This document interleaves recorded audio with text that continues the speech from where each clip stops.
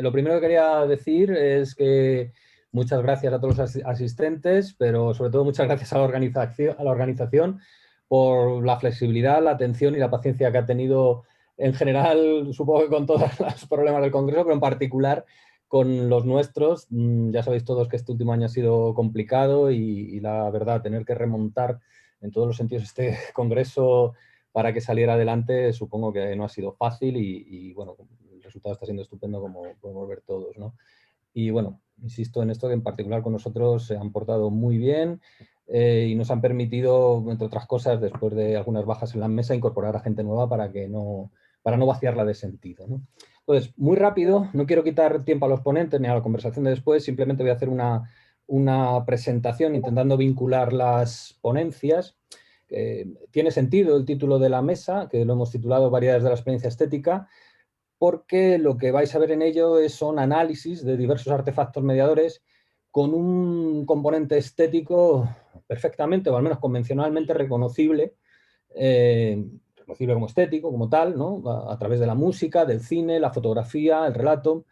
Bueno, digo que estos artefactos vamos a ver cómo se insertan en actividades prácticas que a su vez son de muy diferentes tipos. Remiten a contextos educativos, a contextos terapéuticos, a contextos religiosos o a contextos propiamente artísticos.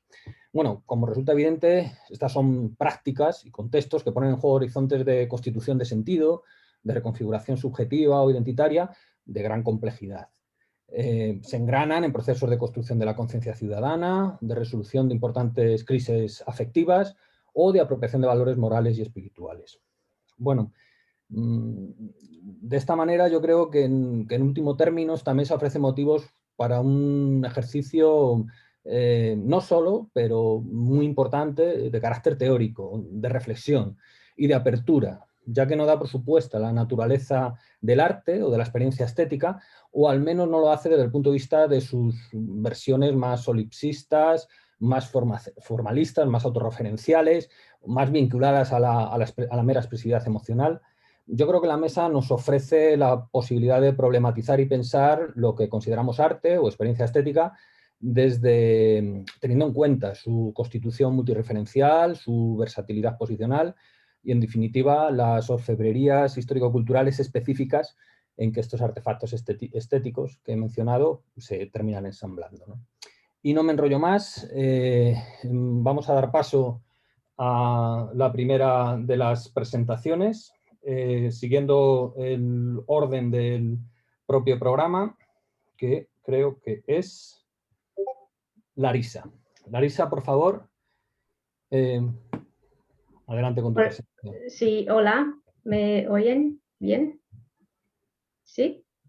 Una cosa, Larisa, perdón, antes de empezar, Sí. se me ha olvidado comentar, que lo habíamos hablado con el técnico, que por favor la gente que tenga preguntas las coloque en el chat. Yo haré una recopilación al final y, bueno, si alguien quiere hablar también que lo pida y le podemos dar paso también para que hable. Pero bueno, en principio centralicemos las preguntas, aunque se utilicen otros canales también en el chat y yo se las pasaré también a nuestros participantes.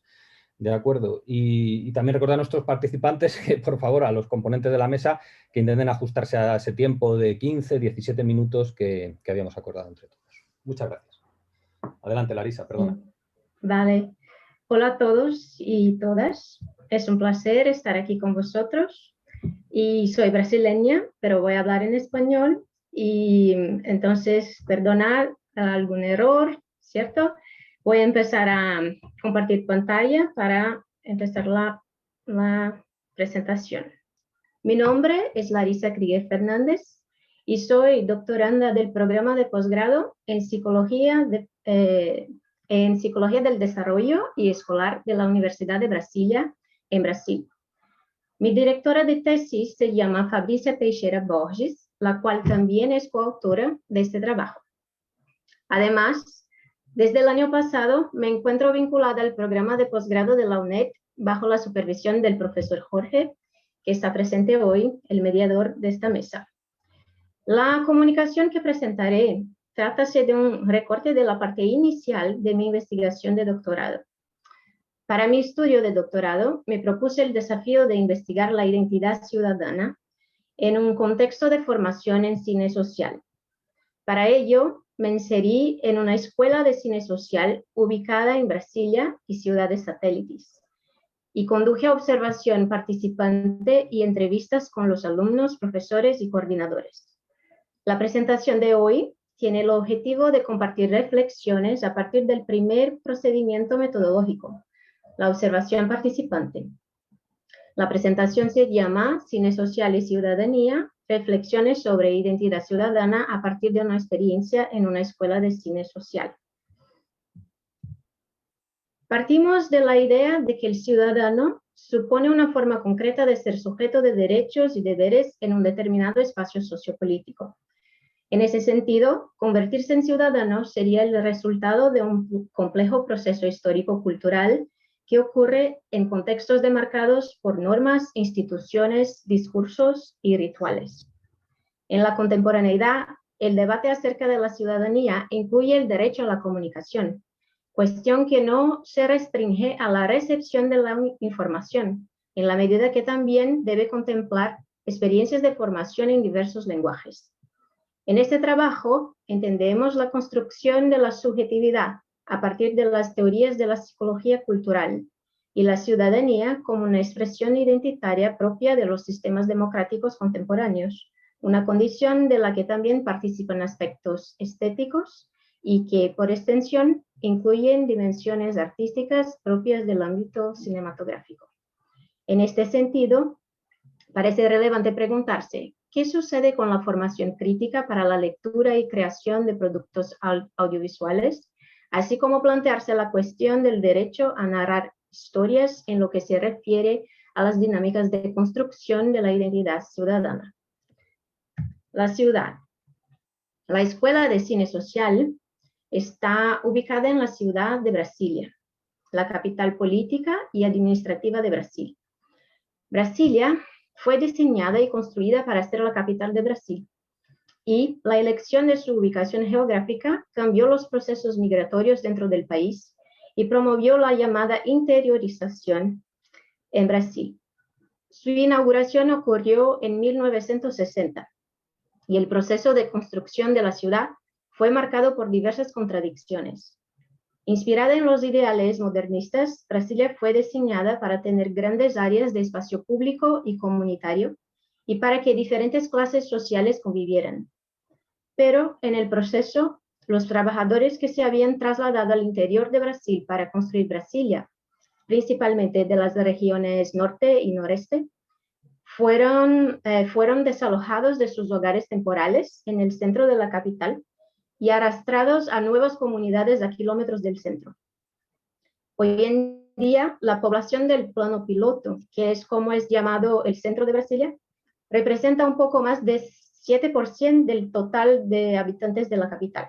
Los otros casi 3 millones de habitantes se encuentran en las 33 regiones administrativas del Distrito Federal, entre ellas las ciudades satélites. Todo este proceso trajo características muy importantes para entender cómo se dan las relaciones entre las personas o ciudadanos en este contexto. ¿Quién es considerado ciudadano? ¿Quién tiene derecho a vivienda? ¿Quién tiene derecho al ocio? ¿Quién tiene derecho a la educación? Son preguntas importantes para entender qué es ser ciudadano en este contexto. La Escuela de Cine Social nace en ese contexto de la iniciativa de las periferias en documentar, denunciar y narrar sus historias. La Escuela de Cine Social, Cinebrasa. Aprovecho para decir que la divulgación del nombre de la escuela fue un deseo de los coordinadores, profesores y alumnos. La escuela fue fundada en 2014 y se encuentra vinculada a una ONG. Nacida de los movimientos sociales, la escuela cree en el poder transformador del audiovisual.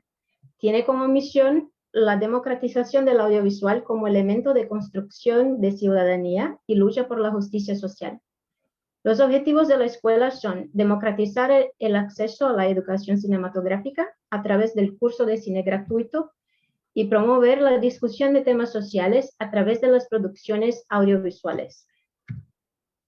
La escuela ofrece un curso de formación gratuito de 2 años, dando preferencia a la matriculación de alumnos que estén implicados en movimientos sociales. La formación incluye clases teóricas y prácticas y demanda la producción de un cortometraje al final del primer año y de un largometraje al final del segundo. Todos los profesores son voluntarios y su labor no solo implica abordar aspectos técnicos del lenguaje audiovisual, sino también cuestiones personales y sociales que aparecen durante el desarrollo del trabajo colectivo. Las producciones realizadas por los estudiantes bajo la supervisión de los profesores tienen el objetivo principal de promover el debate sobre temas sociales. Por ello, las producciones son, además de un compromiso social, un compromiso entre los alumnos, la escuela, los actores y entrevistados y también con el público en general. El procedimiento metodológico, la observación participante. Conducimos observación participante de las clases teóricas y prácticas durante el semestre 2 de 2019. En el total fueron 15 encuentros durante los fines de semana y participamos de clases teóricas y prácticas y sets de rodaje. Se utilizó un diario de campo para tomar notas. Estas reflexiones entonces son a partir del diario de campo. El primer eje es respecto a los alumnos y sus pertenencias. La composición de los alumnos de la escuela es caracterizada por la diversidad racial, de género y de pertenencia a lugares y comunidades de la ciudad. El proceso de selección de la escuela busca integrar representantes de diversos movimientos sociales, tales como el movimiento feminista, antirracista, la lucha por derechos indígenas y por la diversidad de género. También busca integrar sujetos de las diferentes ciudades satélites de la periferia, que traen con ellos el sentimiento de pertenencia a sus comunidades. Esas características sirven de inspiración para las temáticas de las producciones audiovisuales, aportando múltiples dimensiones a las narrativas de la periferia, pero también implican la necesidad de una intensa negociación de significados que muchas veces generan tensiones y conflictos. La ciudad como escenario. Este tópico trata de la relación espacial y de movilidad con la ciudad y los conflictos generados por los desplazamientos para asistir a las clases y durante el periodo de producción cinematográfica. Sí. Este es el mapa de Brasilia y sus ciudades satélites. Las más frecuentadas durante la observación participante fueron Ceilândia, Samambaia, Taguatinga, Núcleo Bandeirante, Guará y Paranoá. Los desplazamientos implicaban en la identificación de los alumnos con los espacios de la ciudad y las comunidades en que ocurrían los sets de rodaje. Esa relación con los significados del lugar producía diálogos entre los alumnos acerca de sus sentimientos de pertenencia, pero también implicaban conflictos ocasionados por la dificultad de desplazarse debido a las largas distancias y al transporte público ineficiente. Durante uno de los conflictos, una de las alumnas reflexionó acerca del propio significado del cine social.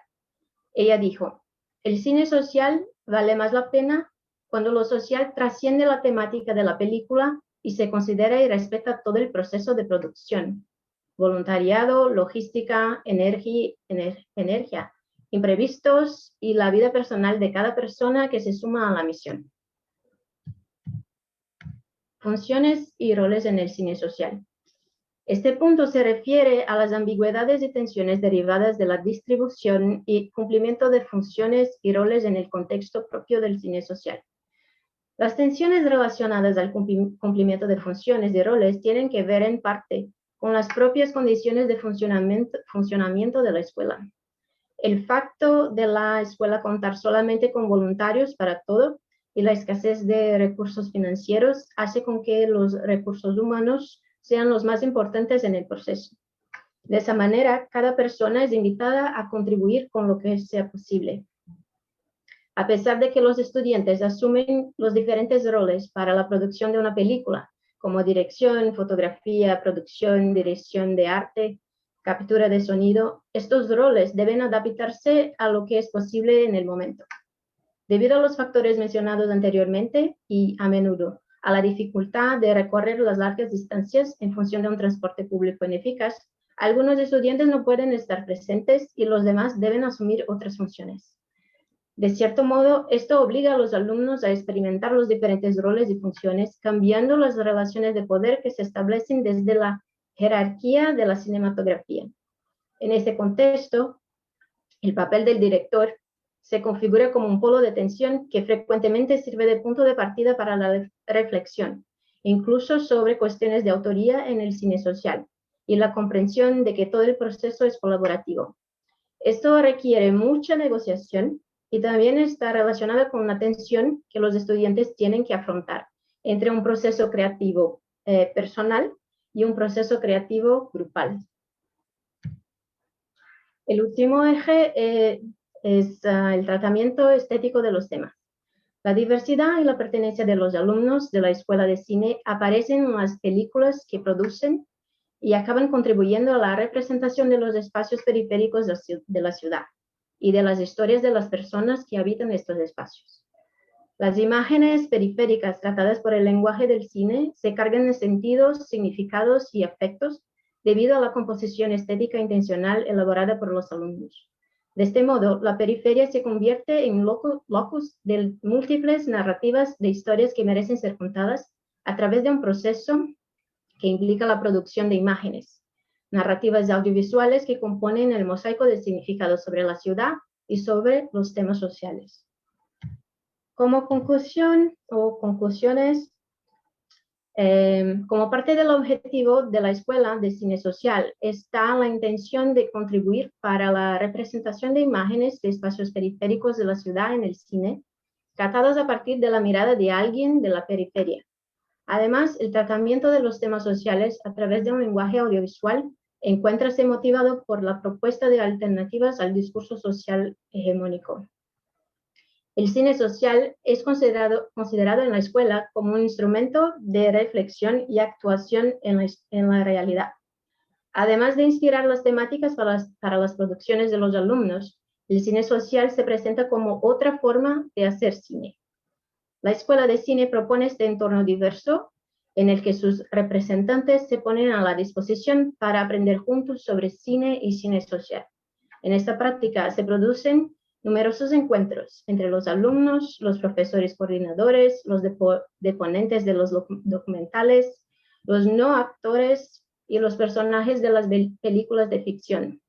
Encuentros que movilizan diálogos, afectos y dinámicas identitarias. Estos son algunos enlaces que pueden ser interesantes para conocer más de la Escuela de Cine, el canal en el YouTube y el sitio de la Escuela, Cinebrasa. Y para quien también quiere conocer más de la historia de Brasilia, una materia de la BBC Brasil que es muy interesante. Estas son algunas de las referencias que utilizamos en nuestro trabajo. Muchas gracias por la atención y vamos. Muchas gracias, Larisa, por tu presentación muy clara y por ajustarte al tiempo bien. Vamos a dar paso entonces a la presentación de Marco. Marco, por favor, cuando quieras. Un momentito, voy a compartir pantalla. Bueno, en primer lugar, muchas gracias. Bueno, es un placer estar aquí en este congreso que está siendo tan interesante, una suerte que es tan interesante y tan apasionante, ¿no? Y yo vengo a presentar pues esta ponencia junto con Jorge, titulada Reimaginar el blues, encrucijadas reflexivas de la identidad y la experiencia estética. Un momentito, voy a poner el cronómetro para ajustarme al tiempo. Venga, empezamos. Este trabajo parte de una investigación más general basada en entrevistas autobiográficas con esos 11 músicos que veis ahí, que han nacido y han crecido aquí en España. Son músicos muy vinculados muy significativamente al género blues, aunque bueno, se mueven en muchos otros ámbitos, pero especialmente significativa su relación con el blues. Y bueno, como os voy a explicar luego, nos vamos a centrar concretamente en dos ejemplos, ¿no? Pero bueno, os voy a adelantar primero la estructura de la ponencia. Bueno, en primer lugar, yo voy a hacer una presentación sobre algunas claves teóricas que suponen el punto de partida del trabajo. En un segundo momento me voy a centrar en los dos ejes de esta exposición, que van a ser los dos casos concretos de Alan Bay, que veis ahí en la fotografía, y Big Mama Monse, que también la veis ahí. Y en tercer lugar, vamos a hablar brevemente sobre las conclusiones y abrimos al debate, ¿no? Las preguntas, las dudas o las críticas que tengáis, ¿no? Bueno, en primer lugar, nos situamos ahí, como veis, en la encrucijada, en ese cruce de caminos, esa imagen tan característica del blues. Y bueno, nuestra principal referencia teórica es el psicólogo Ernst Boesch, sobre todo en su trabajo El sonido del violín, donde él plantea que cuando un músico se acerca pues, a aprender su instrumento y a empezar a relacionarse con su instrumento, no solo está relacionándose con cuestiones técnicas o materiales, sino que también se está relacionando con todo un marco amplio de orientación, lleno de valores, de mitos, de filosofías, etcétera, etcétera, ¿no?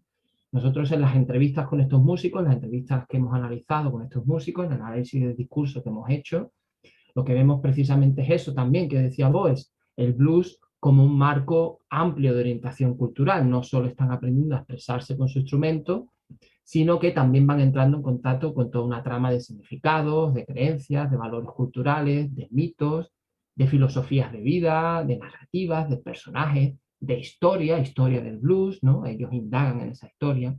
Entonces, a lo que nosotros vamos a centrarnos en esta ponencia es en cómo ellos ponen a dialogar esa experiencia musical del blues y todo ese conocimiento que ellos en lo que ellos han ido profundizando de ese marco amplio de orientación cultural y musical que supone el blues, y cómo ponen a dialogar eso con su propio proyecto vital. Es decir, de alguna manera cómo transfiguran creativamente esas referencias habituales que hay dentro del género, todos esos elementos que ellos van encontrando y profundizando en ese marco de orientación cultural, y cómo de alguna manera lo ponen al servicio de proyectos y de valores personales, sociales, etc. Fundamental aquí, vamos a ver el papel que juega la imaginación en eso. De hecho, la ponencia se titula Reimaginando el blues porque vamos a ir viendo cómo ellos van reimaginando el blues, pero finalmente van reimaginándose también a ellos mismos, ¿no? Y fundamentalmente lo que nos va a interesar es cómo ellos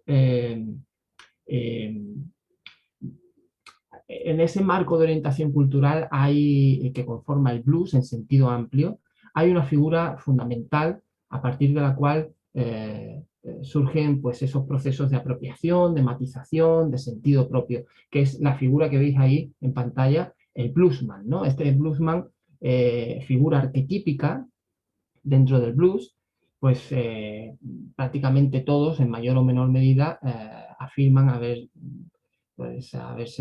sentido seducidos por esos valores del deber ser que en muchas ocasiones van asociados tanto en lo técnico, en el sonido, como en lo simbólico, a ese personaje o ese arquetipo, ¿no? Lo negro, lo puro, lo auténtico, ¿no?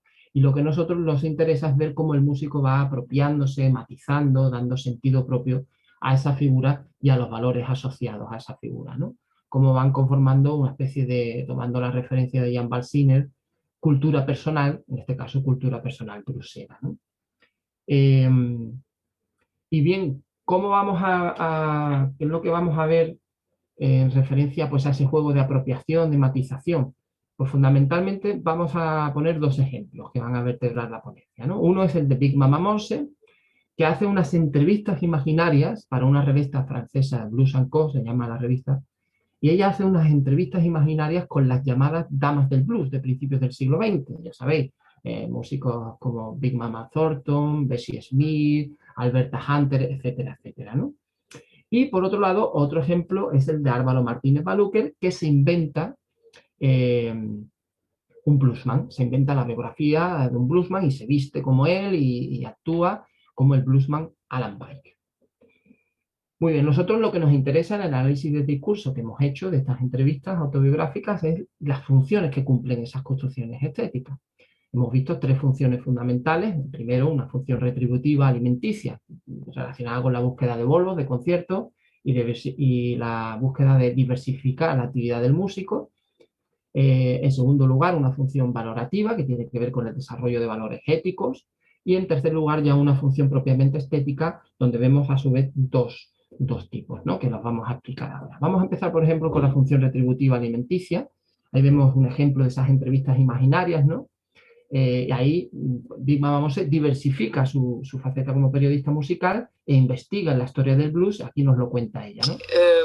Tengo una faceta que es también de periodista musical. Entonces escribí en una revista francesa, Blues & Co, unas entrevistas imaginarias con las cantantes de blues. Hice unas 18. Entonces me metía, hacía un estudio bastante profundo sobre sus vidas, no como algo que pasa o como estos mitos, sino como gente de carne y hueso que vivió, sufrió, y me metía en su perfil psicológico. Intentaba pues responder a las preguntas como si fuera ellas, ¿no? Por ejemplo, pues yo hacía las preguntas a Bessie Smith, pero yo era la que respondía siendo Bessie Smith. Entonces, por otro lado, hablando, tengo una faceta que es...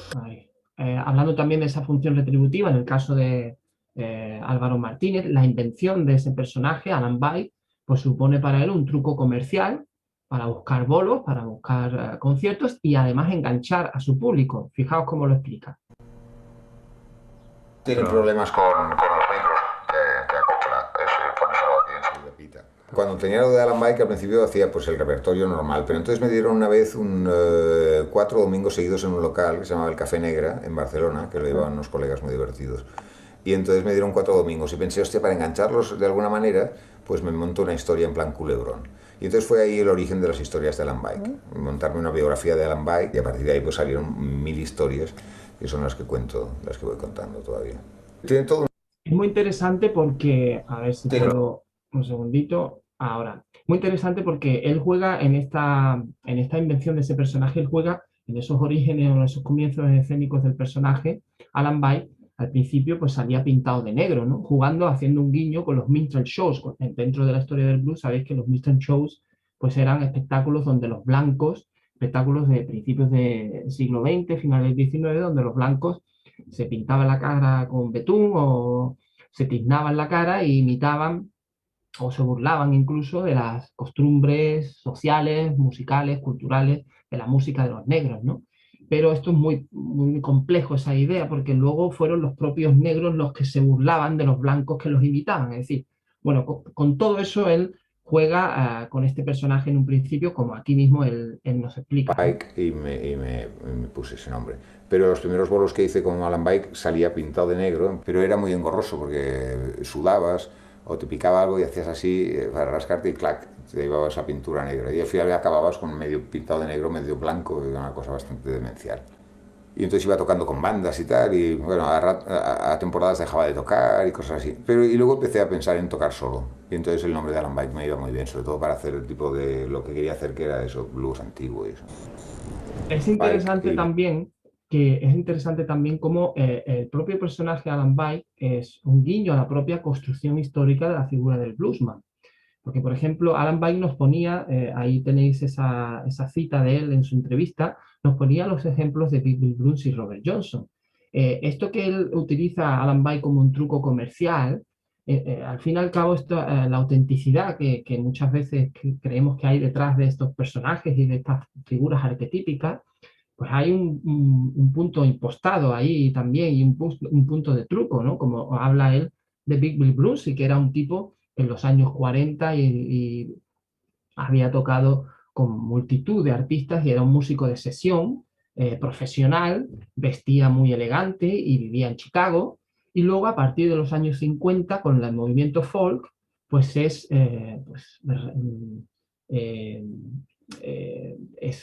publicitado de otra manera completamente distinta, ligado al blues rural, a lo campestre, a lo primitivo, le ponen el mono, como él dice ahí, y tienen una imagen completamente distinta. Hay ese punto de truco también en la propia imagen del bluesman. O, por ejemplo, esta foto que apareció en los años 90 de Robert Johnson, que es el arquetipo del bluesman, pues eso, itinerante, desarraigado, problemático, que viene muchas veces, pues eso, Tenemos esa imagen del bluesman que viene del campo de recoger algodón, etcétera, etcétera, en una mula. Y aparece esta foto en los años 90 y resulta que, pues como dice ahí Alan Bike en su entrevista, de Robert Johnson se decía que iba siempre como si saliera de la iglesia, ¿no? Y ahí lo veis, ¿no?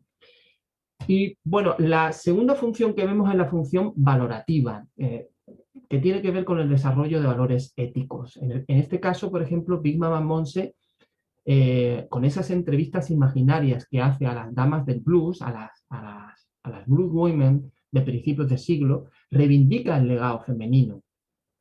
Ya sabéis que en el blues la figura arquetípica es esa, la que hemos visto antes de Mississippi John Hart. El bluesman es masculino, pero ¿dónde están estas cantantes tan famosas y compositoras? Porque Alberta Hunter también lo era, por ejemplo, y muchas otras, ¿no? Pues ella reivindica ese legado femenino, pero también es una reivindicación que va más allá de reivindicar el papel o la voz femenina en el blues. Es una reivindicación más amplia que tiene que ver con reivindicar el papel de la mujer en la sociedad. Y aquí lo explicaba ella. Esto me dio un conocimiento de una época, de unas artistas, de una forma de vivir, de una forma de entender la vida, que luego también te ayuda a ti pues a entenderte más.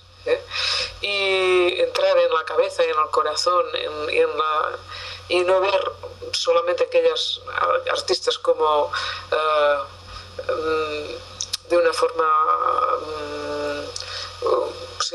como te cuentan, sino intentando tú sentir como sentían. Pues te ayuda mucho también en la hora de interpretar. Y es parte de este compromiso, es también pues el compromiso artístico de defender la voz femenina o la voz de estas cantantes que fueron las primeras en divulgar y en ser creativas con el blues y que han quedado muy olvidadas. Entonces, a través ahora con Sister Marion estamos haciendo mucho este trabajo de recordarlas. Y es un trabajo muy difícil porque en el blues no es el tipo de blues que más guste, pero nosotras disfrutamos haciendo y aprendemos mucho de cómo, desde las letras, de cómo vivían estas mujeres, de cómo actuaban, de cómo respondían a los hechos que iban teniendo, se iban encontrando en su vida. Por ejemplo, ahora estamos en una situación de crisis muy parecida a la crisis del año 29, que es al final de una época que muchas de estas cantantes de blues clásico vivieron. Entonces se tuvieron que enfrentar a situaciones sociales bastante parecidas a las que estamos viviendo ahora, de crisis económica, de evaluación del dinero, y cómo sobrevivieron a esto. Claro. Pues estudiándolo, pues puedes también encontrar respuestas para ti ahora, pues para no desanimarte y para intentar pues seguir siendo creativa, pues haciendo proyectos y haciendo pues que tus sueños sean guías, ¿no? que te lleven para adelante. Entonces, muy bien, también vemos, como he dicho antes, otra función, que es la función ya propiamente estética, que tiene que ver con la apropiación de esos elementos del imaginario del blues, pero para relativizarlos, para jugar un poquito con esos lugares comunes, como dice ahí Alan Bike, ¿no? Esto le permite de alguna manera tomar distancia. Imaginar otro blues es al mismo tiempo imaginarse ser otra persona, ¿no? Y entonces se inventa toda una biografía y hay toda una saga, ¿no? Se inventa la vida de un tipo, pero a partir de ahí hay todo como una especie de saga alrededor de él. Y bueno, ese personaje muchas veces supone una reescritura, una reinterpretación de todos los elementos integrantes de la tradición del blues, que es además una reescritura al final y una reinterpretación de uno mismo, y ahí empieza muchas veces a fusionarse un poquito el personaje con la persona. Tiene todo un origen, ¿no? Alan Bike dice que es de Antequera, Mississippi. Me quedo colgado, entonces me recoge una cantante. Como aquí él explica, ¿no? Bueno, todavía funciona. Todavía funciona. Y es que creo que el personaje a veces se apodera de la persona. Descarado, descarado. A mí con Alan Bake me pasó y al final era un poco desquiciante porque era un tipo bastante descontrolado. Y entonces llegó un momento en el que me podía, entonces al final estaba yo descontrolado. No solo Alan Bake, sino yo también, ¿sabes? Y hostia, había que frenarlo un poco. Entonces decidí frenarlo un poco porque yo tenía demasiadas fiestas y demasiado descontrol, ¿sabes? Y entonces ahora está más moderado. Vale, la siguiente sería, bueno, y la función, hay otra función estética en otro nivel que sería ya la función estético completadora, donde el músico encuentra sentido a la propia vida, ¿no? Esto es lo que nos contaba también Big Mama Morse cuando nos decía que en el blues había encontrado o en esa indagación en las historias del blues había encontrado sentido a su propia vida, ¿no? Cuando te apasiona algo, pues quieres saber más y bueno, te hace disfrutar. Otro diría, está loco, está loca, pero es como la persona que hace una torre Eiffel con con palillos. A mí pues esto no me apasiona, pero a alguien pues aquello le da un sentido a su vida. Pues cada uno encuentra su sentido. Y yo pues leer esto de historias sobre blues pues es una pasión y sí, y son trabajos de investigación y luego a veces pues me sirve para presentar los conciertos, pues das formaciones antes de una canción o explicas una anécdota y siempre te enriquece, creo. Esa función estético completadora también tiene un valor que hemos visto, aunque esto sería exploratorio todavía, pero sería para explorarlo mucho más, un valor terapéutico. Veo que tengo ya 17 minutos, voy a terminar ya. Aquí toma como referencia a Alberta Hunter, que fue una cantante y compositora de blues que volvió a los 80 años a ser conocida después de principios de siglo, y aquí veis cómo habla de ella y cómo pues intenta a través del blues pues eso, encontrar eso que dice la canción que ella misma canta, The Blues Will Do You Heart. ¿Me oyes? ¿Me oyes? Ahora. Sí, ¿me oyes? Vale.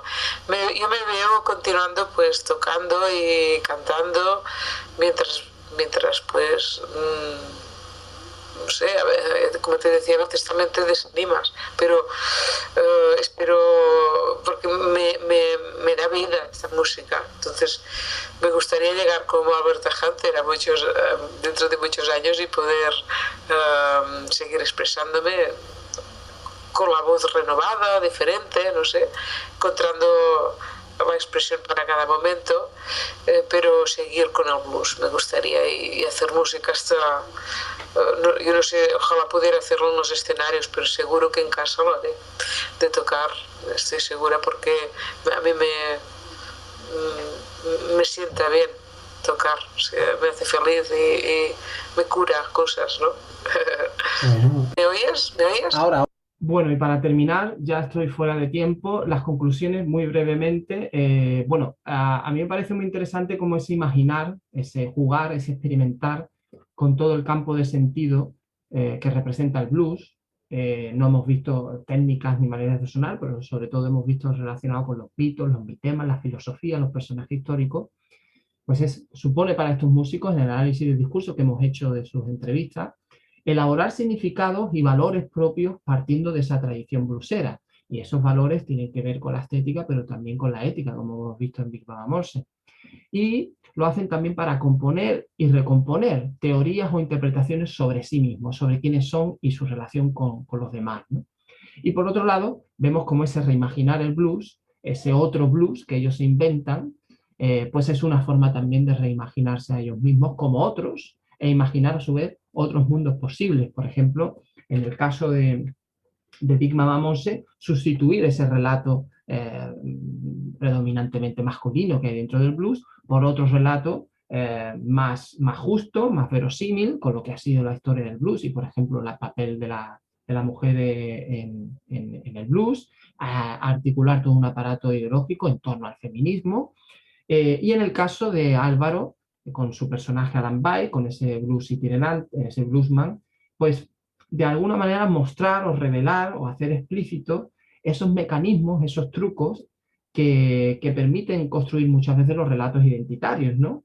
Ese reinventarse a sí mismo como una forma irónica de poner de manifiesto esas operaciones que, bueno, básicas, a menudo banales, incluso algunas veces chapuceras, que implican la construcción de las identidades, ¿no? En este caso, la construcción de la identidad de un bluesman hipotético, ¿no? Y bueno, ya termino y dejo de compartir un momentito. No sé si ya se ve. Sí, sí, Vale. gracias Marcos, gracias por no ajustarte al tiempo. Lo siento.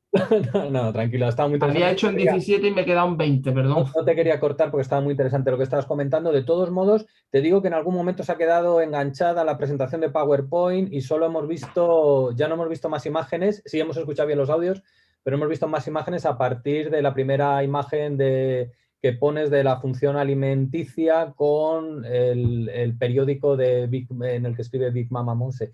El resto de imágenes que me consta que tienes no han aparecido. Bueno, pues lo siento pero bueno, mucho. Yo las veía, ¿no?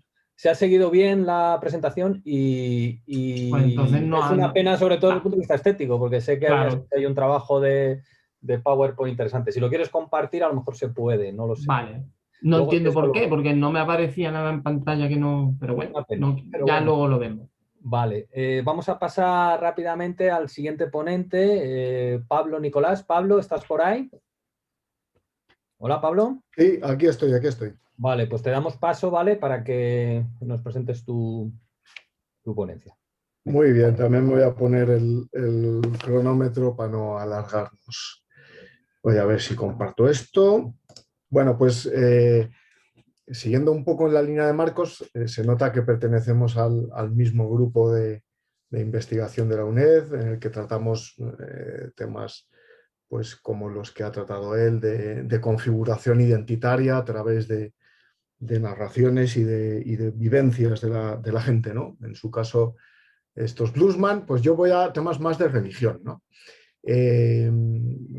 Lo que os voy a presentar, como ha hecho también Larisa, es una parte muy incipiente del análisis que estamos realizando a través de unas entrevistas que hemos hecho a una serie de personas a través de sus historias de vida religiosas, que podríamos llamar, ¿no? Y cómo desde su biografía religiosa, pues hemos intentado indagar un poquito de cómo viven y cómo estructuran pues, sus propias identidades religiosas, ¿no?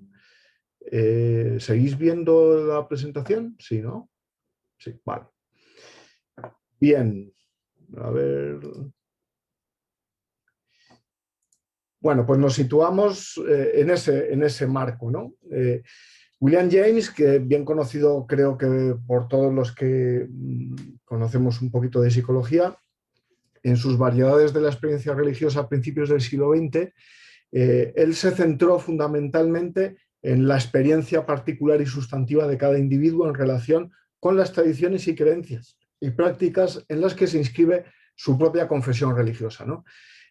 Vamos a seguir esa línea que puede parecer así como un poco antigua, pero que a mí me parece especialmente novedosa porque rompe con una manera de acceder a la religión que está ahora muy de moda, sobre todo en algunos contextos, de dónde está la zona en el cerebro que trata la religión o cuáles son los sentimientos religiosos. Nos vamos a desmarcar un poco de esas líneas y vamos a ir un poco a lo que vive y a cuál es la experiencia concreta de la gente que tiene experiencias religiosas.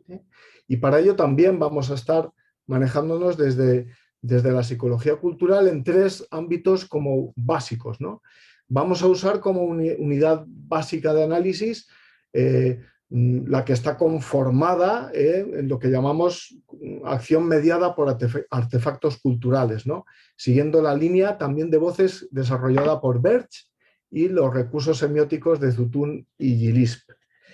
Bien, tenemos también una sensibilidad historiogenética en un contexto histórico que nos parece importante, ¿no? A la hora de que nuestros individuos pues, tengan su experiencia religiosa, ¿no?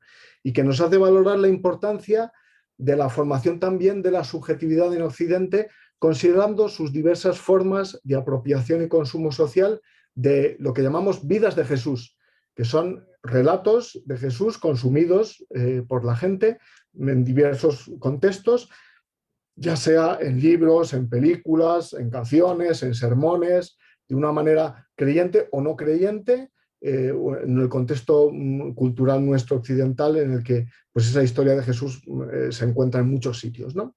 Bueno, pues vamos a echar un vistazo a si esas experiencias religiosas de la gente tienen algo que ver con esas vidas de Jesús, ¿no? Y también vamos a partir de considerar el carácter eminentemente discursivo, narrativo, ideológico de este artefacto de las vidas de Jesús, ¿no? Siguiendo de cerca autores como Brunner o Hermans, ¿no?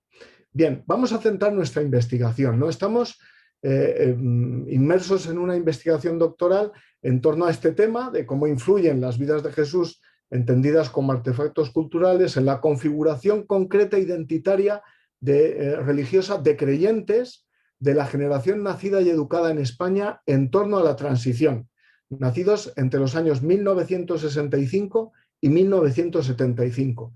Entre otros motivos, elegimos este rango de edad porque se corresponde a un momento de profundo cambio sociopolítico que creemos que tuvo consecuencias en la propia consideración de la confesión católica en España, en nuestro país, ¿no? En este sentido, las propias vidas de Jesús se ven sustantivamente afectadas por la popularización en ese momento de nuevos formatos y lecturas que rompían un poco con la etapa anterior, ¿no? Pues esas lecturas cinematográficas, musicales, teatralizadas, que unen también las clásicas, los sermones, los evangelios, todo lo que con acceso a la vida de Jesús de una manera más moderna y adaptada a la sociedad que estaba en ese momento. Todos tenemos en la cabeza el famoso Jesucristo Superstar, así en plan rockero y tal y cual. Bueno, pues a ese tipo de cosas, ¿no? El análisis de las narraciones presentes en una serie de entrevistas biográficas que hemos hecho en profundidad a laicos y religiosos, mujeres y hombres del grupo generacional que hemos señalado, que son 14, pero nos vamos a centrar hoy solo y exclusivamente en 2 de ellos, porque nos van a ayudar a desgranar pues algunos aspectos que nos han parecido interesantes, ¿no? Nos ha interesado observar y analizar las referencias, los usos y argumentaciones en torno a términos como Jesús o Dios, en esos discursos biográficos y también en las preguntas que hacíamos después más concretamente de si había tenido algún tipo de importancia esas historias de Jesús en su vida. Dada la amplitud del material y la fase todavía muy preliminar en la que estamos, pues lo que vamos a hacer aquí, como os he dicho, es seleccionar un par de ellos y sobre todo detenernos en usos distales y subjetivos de Dios como recurso semiótico, dialógico y reflexivo, y en la reelaboración del mismo recurso desde una lógica moralizante autoritaria o abstracta a otra más solidaria y de justicia social, ¿vale? Bien, vamos a algunos ejemplitos, ¿no? Lo llevas a ver y como Marcos hubiese puesto los audios específicos de la gente, ¿no? Pero bueno, para no complicarnos, tenemos aquí un par de ejemplos que vamos a desgranar un poquito, ¿no? Como decía, nuestras entrevistas tienen 2 partes, una más abierta, enfocada a que nuestros sujetos relataran su vida como personas creyentes, lo que hemos llamado historia de vida creyente, y otras más focalizadas en preguntas sobre el papel jugado por Jesús en sus vidas y las historias que de él cuentan, ¿no? Una de las sorpresas fue que en la primera parte de esas entrevistas muchos de nuestros participantes no hacían prácticamente ninguna referencia explícita a Jesús, ni por supuesto mencionaban episodios o momentos de su vida que pudieran considerar apropiaciones narrativas de la vida de Jesús, ¿no? Nosotros creíamos que iban a aparecer, pero no aparecieron. De hecho, los datos nos han hablado, ¿no? Aunque posteriormente, en la segunda parte de las entrevistas, cuando realizamos preguntas más directas sobre la influencia de la vida de Jesús en su historia de vida religiosa, prácticamente todos los sujetos subrayan y destacan la importancia de esa figura y de las vidas de Jesús, que les han llegado por diversos medios, desde la película La vida de Brian o a las oraciones que hacían de niño o las imágenes de las, esto era muy curioso, ha resultado muy curioso, las imágenes en las Biblias infantiles a las que accedían, ¿no? Aventuramos una hipótesis sobre este fenómeno que hemos encontrado, ¿no? El consumo e incorporación de narrativas importantes de cara a una construcción identitaria no siempre tienen su expresión explícitamente tematizada de dichas narrativas de cara al discurso elaborado sobre su propia historia religiosa y su actuar creyente, ¿no? No siempre el que esas historias hayan influido luego repercuten en cómo ellos se entienden como creyentes y te lo cuentan, ¿no? Tendremos que investigar más sobre esto y en nuestro análisis y profundizar un poquito en por qué se dan ese efecto, ¿no? Más habitual en esta primera parte era la referencia a Dios de manera general, si bien estas menciones tampoco remiten a relatos canónicos sobre la divinidad, ni bíblicos, ni teológicos, ni dogmáticos, ¿no? La mención a Dios se produce en un territorio mucho más abstracto, engranado bien en el recuerdo de situaciones personales cotidianas en las que juega en algún sentido un papel ejemplar, lo que hemos llamado Dios como experiencia distal o externa, o bien en el señalamiento de diálogos o vivencias íntimas del propio sujeto, ¿no? Dios como experiencia más subjetiva o interna en el mundo más de los sentimientos, ¿no? Vamos a ver algunos ejemplitos, ¿no? Tenemos ahí pues, un ejemplo de Juan, 51 años, sacerdote católico, que nos cuenta pues, una oración que empezó a hacer antes de meterse a sacerdote, ¿no? Y empezaron los viernes a la oración a venir los toxicómanos de por allí de la calle, ¿no? Le conocen, les conocía, les invitaba y venían. Se refiere a Federico, un cura amigo suyo que le ayudó, ¿no? Entonces, la primera vez que vi a uno de ellos, se está refiriendo a los toxicómanos, pues me entró el miedo. Digo, ¿yo qué pinto aquí? Yo me voy de aquí, que todavía nadie me ha visto entrar, pero me quedé. Y en aquella oración, había una parte en la que se dejaba abierto a que la gente pidiera y tal. Pues aquel hombre, que era toxicómano, que estaba en la calle, empezó a pedir por otro toxicómano que había venido nuevo al barrio y que no sabía cómo ayudarle, que tenía muchos problemas y que le pedía a Dios que le ayudara a acercarse más a él. Y pues aquello, en ese momento, me siento idiota, ¿no? Y como que se me quitó el miedo a aquella persona, ¿no? Este sentimiento de un Dios también desde otros, pero de una manera como más distal, no tan interna, podríamos decir. Pero tenemos de este mismo sujeto otro momento de la entrevista en el que se centra más en su experiencia, ¿no? Bueno, pues en ese momento yo descubrí me acuerdo que de venir de hablar con él entendí que eso fue al año así, antes de empezar con la depresión, es que tuvo una depresión de fe, no sé qué, el que le influyó en su fe. Digamos que yo sentía a Dios, o sea, que Dios está, o sea, que yo lo sentía, o sea, este era un biólogo que se doctoró en biología y que era especialista en análisis genéticos, con una mentalidad muy científica, y decía, o sea, podía elucubrar que Dios no existiera, que Dios no sé qué, pero a pesar de todo, yo sentía que Dios estaba.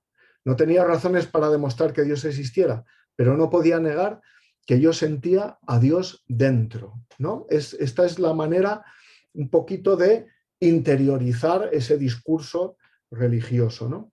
Luego, en otro término, sigue el mismo diciéndonos, dije, no es un Dios todopoderoso como el que me habían enseñado de pequeño, y que yo, aunque yo ya lo había cambiado, seguía estando allí, sino que era un Dios que estaba a nuestro lado y que era capaz de llorar con nosotros, ¿no? Nos cuenta en una parte de la entrevista este mismo sacerdote, ¿no? Aquí ya hay una reelaboración en la que él lo vive como dejando atrás una imagen más infantil de un Dios como más, podríamos decir, centrado en los mandamientos, en una estructura jerárquica que está como mucho más en sintonía con ese tipo de Dios y ese tipo de religión que usaba el franquismo un poco para una homogeneización en nuestro país social, en el que había que ser buenos y había que bueno, pues obedecer a Dios, fundamentalmente. Él nos narra cómo hay una apertura a otra manera de entender a Dios, ¿no? Y de hablar de Él, ¿no? Otro sujeto, Pepe, un laico y profesor universitario, nos cuenta: mi primera experiencia de figura, la verdad que yo creo que en los maristas, era de un Jesús que me daba mucha libertad, frente a lo anterior más de niño, que es una vida religiosa más preceptiva, ¿no? Lo que hay que hacer, lo de ir a misa, ¿no? No sé qué.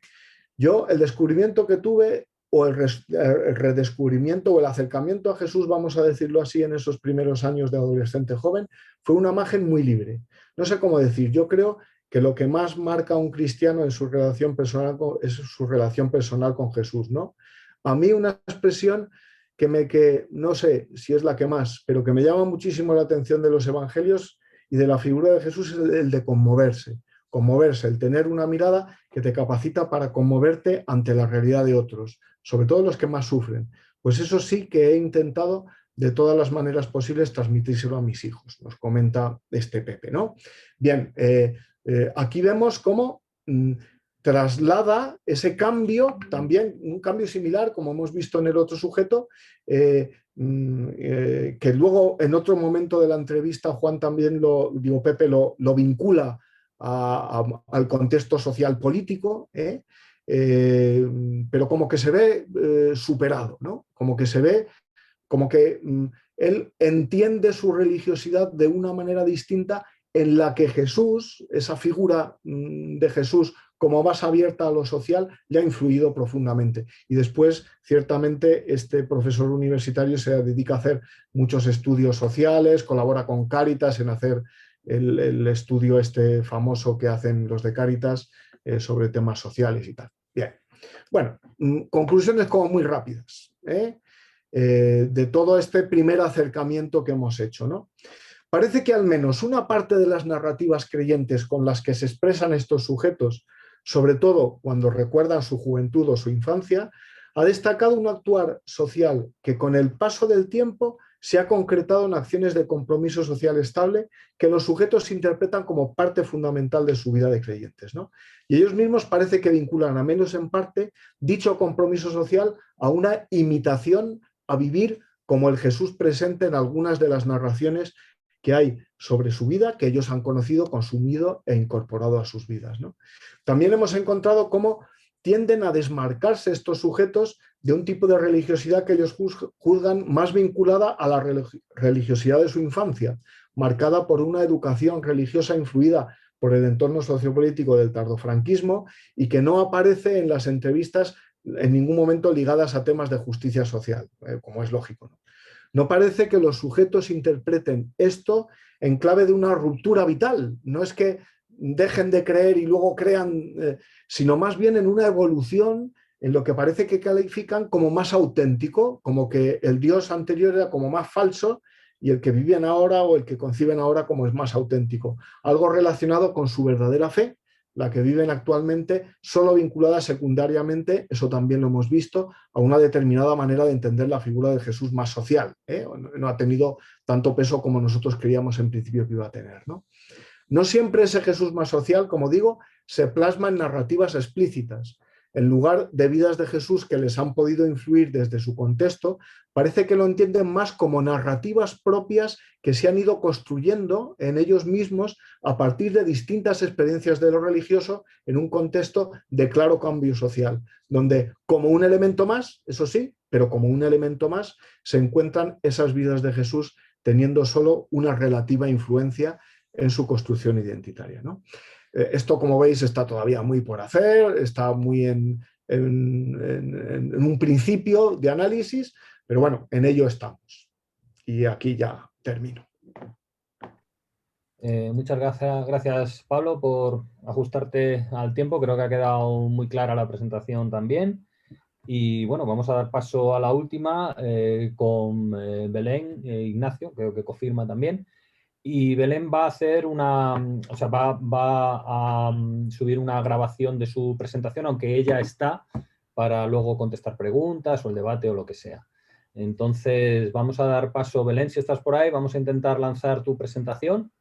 Sí, Jorge, estoy aquí. Simplemente decir antes que efectivamente, como confirmamos, mi colega Nacho Bresco y yo hemos decidido hacerlo así porque cada uno estamos en una parte geográfica diferente y bueno, era la manera de podernos poner los dos juntos, ¿no?, para presentarla. Así que os voy a compartir, perdón, la pantalla.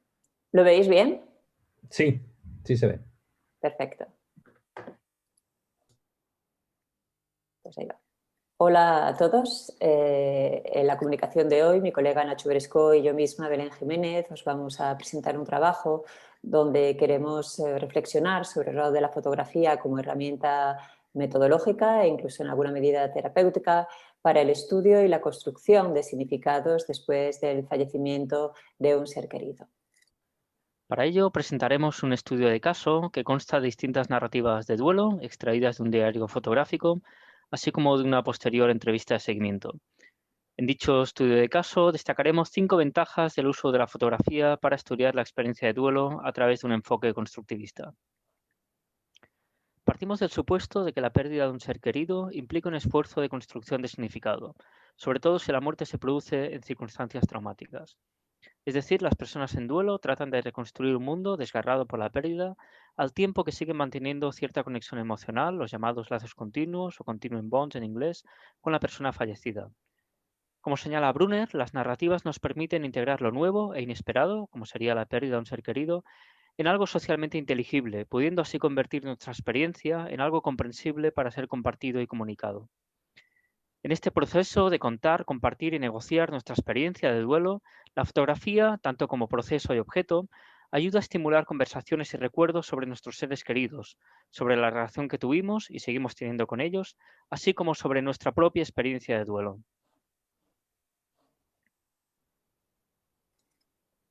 El estudio de caso que os presentamos hoy aquí se basa en el proyecto fotográfico de María, siempre utilizamos seudónimos, y en una entrevista de seguimiento realizada 9 meses después.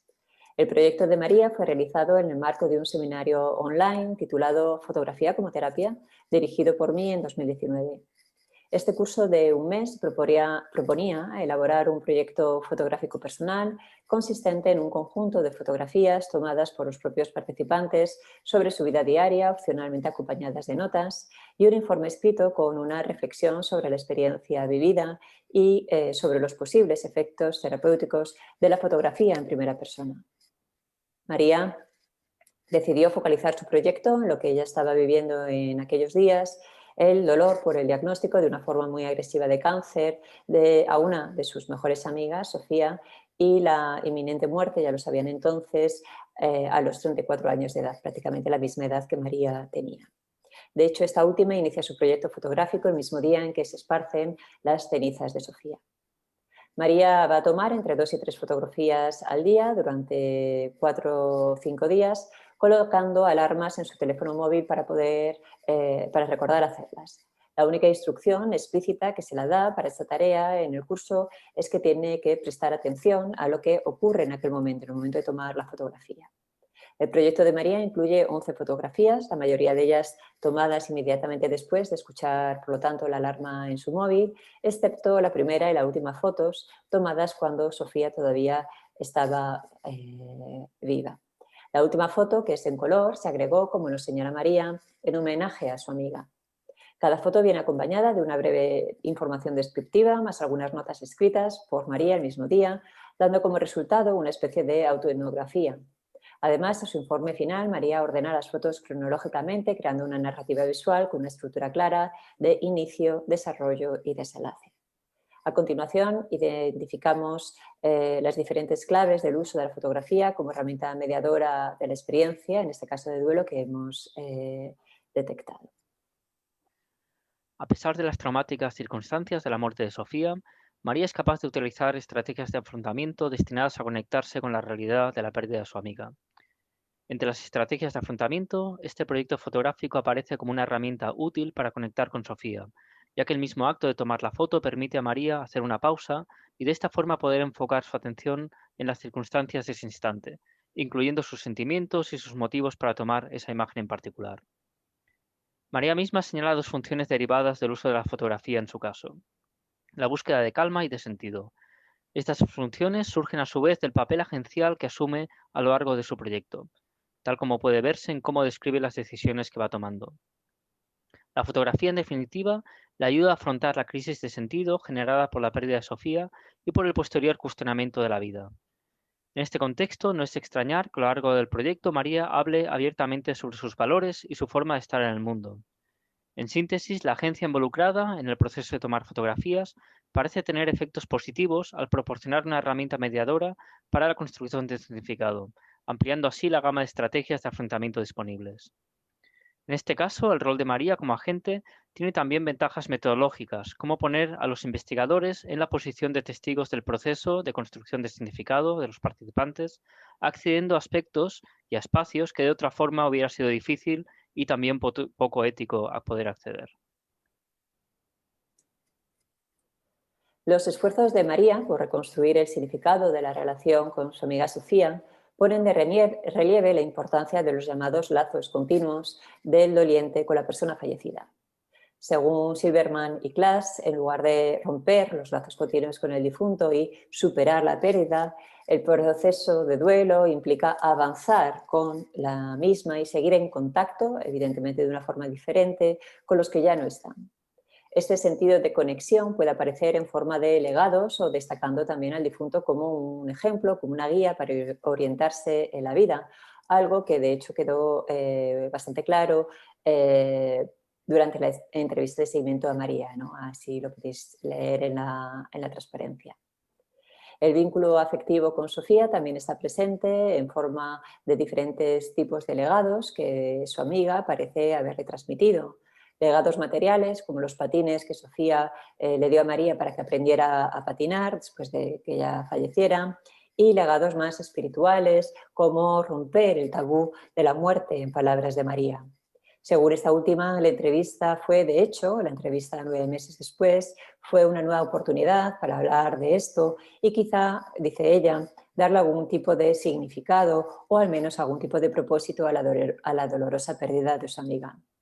No solo Sofía vive la memoria de María, también parece estar presente espiritualmente para ella, como si Sofía quisiera manifestarse desde un lugar más allá de la muerte, así lo expresa la propia María.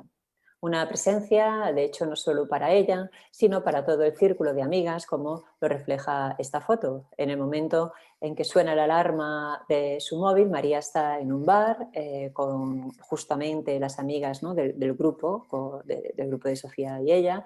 Se dirige al baño y allí encuentra este toallero en el que hay una pegatina de una mujer que dice «No estáis solas». Así, el continuo lazo emocional de María con Sofía parece haber sido un aspecto destacado en los días en que María toma estas fotografías para su proyecto, ¿no? Como lo podéis también leer en la segunda cita. Y entendemos entonces que este proyecto fotográfico en alguna medida está ayudando a María a mantener ese lazo continuo, ese vínculo continuo con su amiga fallecida a pesar de la ausencia física. También hay otro aspecto que contribuye a la construcción de significado: el dar a los participantes libertad para decidir qué fotografías tomar, proporcionando así un andamiaje para la elaboración de narrativas y reflexiones ancladas en la vida cotidiana y la experiencia situada del doliente. Al tratar de afrontar la pérdida de su amiga, María utiliza algunas de las imágenes para reflexionar sobre lo que sucedió y lo que significa para ella la muerte. Así, María reflexiona sobre lo que nos espera al otro lado, representando en las cortinas que separan dos espacios, y sobre el lugar de la muerte en la vida, lo que se refleja en la foto de ese cuaderno abierto con un número de páginas aún por escribir. Las fotografías actúan, en este caso, como metáforas visuales que ayudan a María a reflexionar sobre la naturaleza de la muerte y sobre su vínculo relacional con aquellas personas ausentes. Esta atribución de significados ilustra también la función metodológica de la fotografía como herramienta para captar la experiencia del duelo. Junto con este esfuerzo por el significado evidenciado en la narrativa de duelo de María, el proyecto fotográfico también puede ser considerado como una estrategia de afrontamiento del duelo. La mayoría de las reacciones de María ante la muerte de Sofía se inclinan hacia lo que Alba Pallás denomina una estrategia de conexión e integración, es decir, que va a permitir expresar a María sus emociones sobre la pérdida en lugar de estar evitándolas. En la entrevista de seguimiento, María subraya el papel del proyecto fotográfico para ayudar a identificar, expresar y reflexionar sobre sus emociones después de la muerte de Sofía, como se ve muy bien en la primera cita, ¿no? Este papel de la fotografía en la captura de emociones y estados encarnados está presente en su proyecto desde el principio, como muestra esta foto de María tomando un baño caliente. Esta foto tomó María el mismo día en que se esparcieron las cenizas de Sofía y transmite, como ella también lo indica, un momento de descanso y de cuidado personal después de haber acompañado a su amiga en sus últimos días, ¿no? Un momento en el que María, sin embargo, piensa en Sofía y en su ausencia. El enfoque multimodal de este proyecto fotográfico, por lo tanto, captura de alguna medida también la experiencia corporal y las emociones de María, situadas en el tiempo y en el espacio, haciendo que lo que se muestra en la imagen sea casi tangible, ¿no? Este aspecto corporal del estado emocional de María se busca, de hecho, intencionadamente, cada vez que la propia María decide incluir una parte de su cuerpo en el marco de la imagen, ¿no? Y así lo explica ella misma en la segunda cita, ¿no? A través de esta parte humana me incluyo en la narrativa, ¿no? Y me integro en la propia experiencia de una forma visual. El acto de fotografiar, por lo tanto, le permite a María detenerse y prestar atención a la emoción que está sintiendo en ese preciso momento, y las fotos le ayudan a objetivar en alguna medida lo que siente, como si la foto fuera una materialización física de un estado emocional interno. A través de la fotografía y también de su posterior análisis por escrito, las emociones de María adquieren una dimensión material y concreta en la forma de una imagen que ella, a su vez, puede visualizar y reinterpretar, dando lugar a nuevos procesos de elaboración de significado. Y vale la pena señalar que María parece tomar conciencia de esta función de regulación y de transformación emocional implícita en el mismo proceso de tomar la fotografía y de escribir sobre ella. Y este acercamiento agente, ¿no? Como ya lo hemos sugerido, al proyecto fotográfico utilizado como herramienta de autorregulación, se hace evidente cada vez que María decide tomar una foto con el objetivo deliberado de buscar consuelo. La entrevista de seguimiento que realizó Belén 9 meses después de finalizar el proyecto fotográfico fue una oportunidad para que María hablara sobre el desarrollo de su proceso de duelo y también para relatar su experiencia con respecto a dicho proyecto. Las referencias a las fotos tomadas durante su proyecto surgieron espontáneamente durante el curso de la entrevista. Los recuerdos sobre las imágenes ofrecieron información sobre el contexto en el que se tomaron las fotografías e incluso contribuyeron a resignificar, mentalmente hablando, el momento en que María las tomó, arrastrando así las emociones que estaba experimentando en ese momento. Esto ofrece una nueva oportunidad a María para reinterpretar esas experiencias y con ello poder conectar el pasado con el presente de una manera significativa. Así, ese proceso abrió la posibilidad de volver a sentir y resignificar aquellos momentos, toda vez que, según ya la clásica definición de Bartlett, recordar es un acto reconstructivo y no meramente reproductivo. La clave, pues, no reside solo en recordar el pasado, sino en poder reelaborar las emociones asociadas a un momento específico, de modo que ello pueda dar lugar a narrativas nuevas y más reflexivas. En la entrevista ese proceso surge sobre todo cuando María comienza a recordar el momento en que tomó la foto mientras se bañaba, justo el mismo día en que se esparcieron las cenizas de Sofía. Podemos ver la conexión entre el pasado y el presente en el uso que hace María del presente verbal al hablar de su amiga y también en cómo se dirige a Sofía directamente en segunda persona. Cabe resaltar que en el proyecto fotográfico fue clave que fuera el propio participante quien tomara las fotos. A diferencia de otras técnicas visuales, esta condición permite llevar a la futura entrevista los recuerdos situados del momento en que se tomó la imagen, recuperando así el contexto. En definitiva, al incluir el contexto de producción en el proceso de investigación, tal como hicimos en la entrevista, los participantes pueden reflexionar sobre el momento en que tomaron la fotografía y, al hacerlo, poder reelaborar sus vivencias, reconstruirlas desde la perspectiva del presente y dar sentido a los cambios producidos desde entonces, algo que resulta crucial en el estudio de cómo el duelo va cambiando a lo largo del tiempo. En nuestro estudio hemos observado hasta qué punto las fotografías pueden capturar información compleja sobre las diferentes emociones, eventos y relaciones que se han congelado en la imagen. En ese sentido, también hemos visto cómo estas complejidades se pueden desentrañar más adelante en una entrevista de seguimiento en la que los participantes pueden reflexionar sobre las circunstancias en las que tomaron las fotografías. Así, las fotografías no solo funcionan como disparadores de la memoria, sino que ofrecen una oportunidad para reconstruir el pasado a la luz de la situación presente del individuo y elaborar nuevos significados.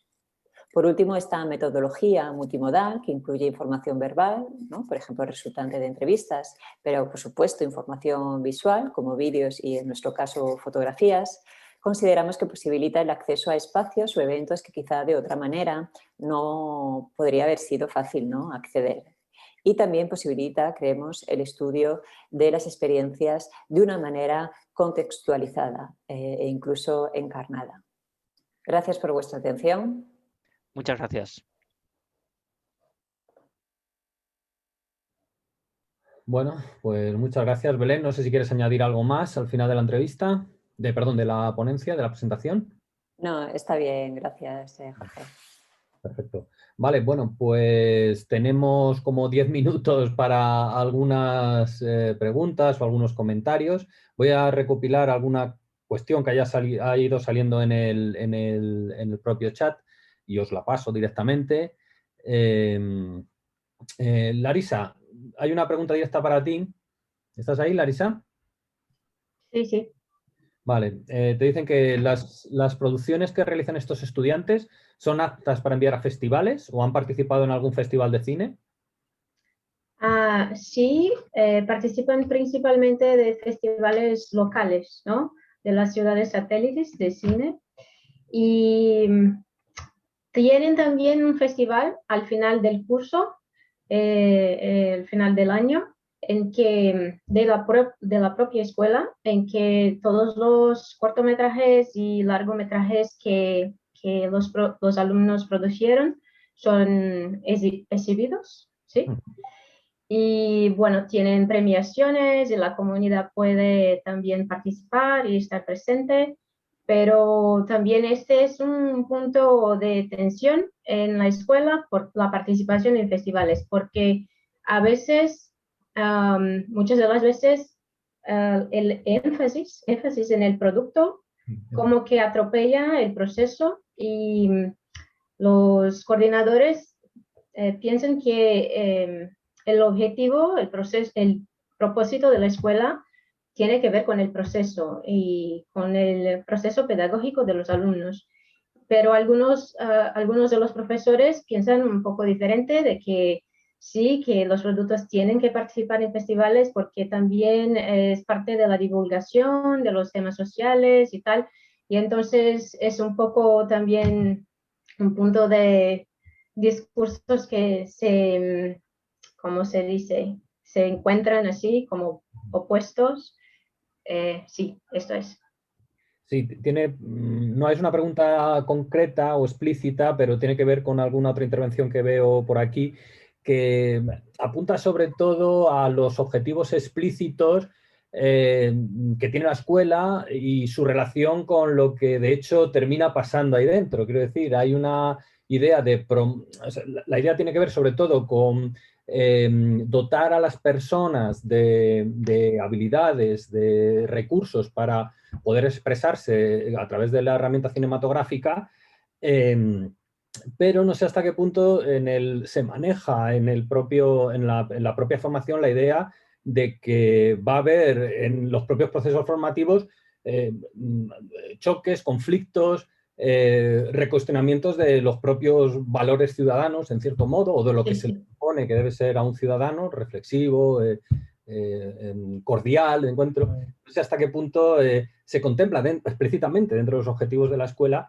que este conflicto va a estar ahí, ¿no? Y es algo inherente al propio proyecto de la escuela. Sí, eso es. ¿Se contempla por la propia escuela que esto puede pasar, que el conflicto va a estar ahí? Sí, sí, sí. Y cuando empecé el trabajo, una de las profesoras me dijo, utilizó una expresión en portugués que se llama, que es así, nem tudo são flores. No sé si se comprende, ni todos son flores en los procesos de la escuela, que, bueno, hay conflictos y los conflictos son parte del proceso. Y que también tenemos toda la parte de la misión, los objetivos de la escuela que están en un campo teórico, en un plan teórico, ¿no? De ideales y tal, y tenemos también la práctica, que es lo que realmente ocurre. Y ahí sí que se dan todos estos encuentros entre las identidades y los discursos, y que muchas veces son conflictivos. ¿Sí? Conflictivos.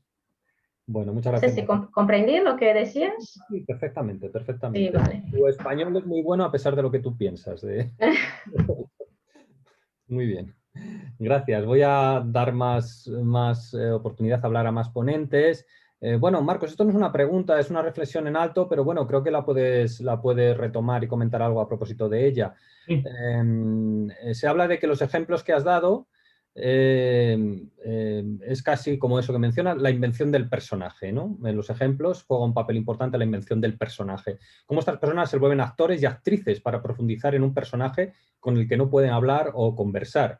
Y sobre todo resalto el caso de Big Mama Monse, como ella toma en consideración la parte psicológica, que es en realidad un trabajo muy complejo. Sí que hay una sutil diferencia quizás entre lo que hace, y esto lo digo yo, Alan Bike y Big Mama Monse, ¿no? Mientras que Big Mama Monse sí que está intentando dialogar, reconstruir en algún sentido, aunque muy libremente, la figura de Blues Woman, en este caso, Blues Woman, que existieron. Sí. Lo que hace un poco Alan Bike es un estereotipo, ¿no? Una especie de figura concentrada, ¿no? del bluesman. No es ningún bluesman en concreto, es muchos, ¿no? Ahí concentrados. Entonces, no sé si esto condiciona relaciones diferentes entre sus personajes y ellos mismos, ¿no? En esas dinámicas. Bueno, ¿eso que es una pregunta o que alguien ha hecho? No sé si quieres decir algo al respecto. No, sí, es que, claro, es que sí, podríamos decir que tienen distintas relaciones con ese campo de juego del sentido que es el blues. Tienen distintas relaciones, porque la relación que tiene Big Mama Monse, pues, es reivindicar eso, pero Alan Bike es explotarlo todo, se lo carga todo, quiero decir. Pero yo creo que porque hay una profundización en que realmente esa autenticidad que se le presupone a muchos aspectos no solo del blues, sino de otros campos y de otros ámbitos culturales.